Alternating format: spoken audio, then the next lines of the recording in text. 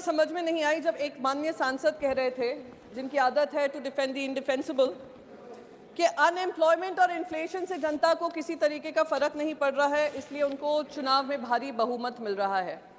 तो अगर उनको किसी तरीके का दुख नहीं है इन्फ्लेशन, महंगाई को लेकर, या अनएम्प्लॉयमेंट आधा हो गया है, तो मैं पूछना चाहूँगी 80 करोड़ देश की जनता को जो राशन मिल रहा है वो किस वजह से मिल रहा है? या तो उनके पास रोजगार है, और अगर रोजगार है तो उनको ये 80 करोड़ लोगों को ये राशन की जरूरत क्यों आ पड़ी है? जीडीपी की बात हो रही थी, और एक और चीज उन्होंने कही थी कि आरबीआई के आंकड़े ब्रीच नहीं हुए हैं इन्फ्लेशन के।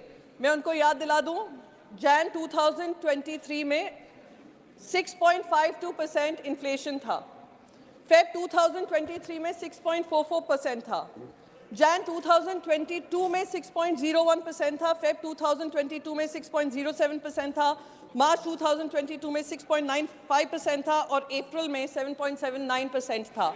ये इन्फ्लेशन जो ब्रीच किया है आरबीआई के आंकड़ों का 6% का। बार बार जीडीपी की बात हो रही है। मैं जीडीपी से ज़्यादा मैं पर कैपिटा इनकम में ध्यान देना चाहूँगी। एक माननीय सांसद ने कहा कि मैं अगल बगल की राज्यों की देशों की बात नहीं करना चाहूँगा, मैं अमेरिका, यूरोपियन यूनियन से हमारे देश की कंपैरिजन करना चाहूँगा। तो मैं उनसे रिक्वेस्ट करूँगी कि पर कैपिटा इनकम उन देशों के कंपैरिजन में इंडिया के पर कैपिटा इनकम पर ध्यान दें। यूएसए है पर एनम इनकम 2022 के आंकड़े मैम 63,41,117, चाइना 10,51,610, इंडिया कहाँ पे है 1,98,287।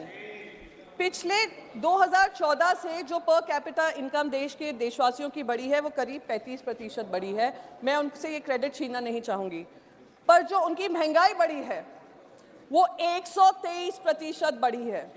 तो आमदनी चवन्नी खर्चा रुपया जो कहा जाता था वो आज उन्होंने पूरा कर दिया है।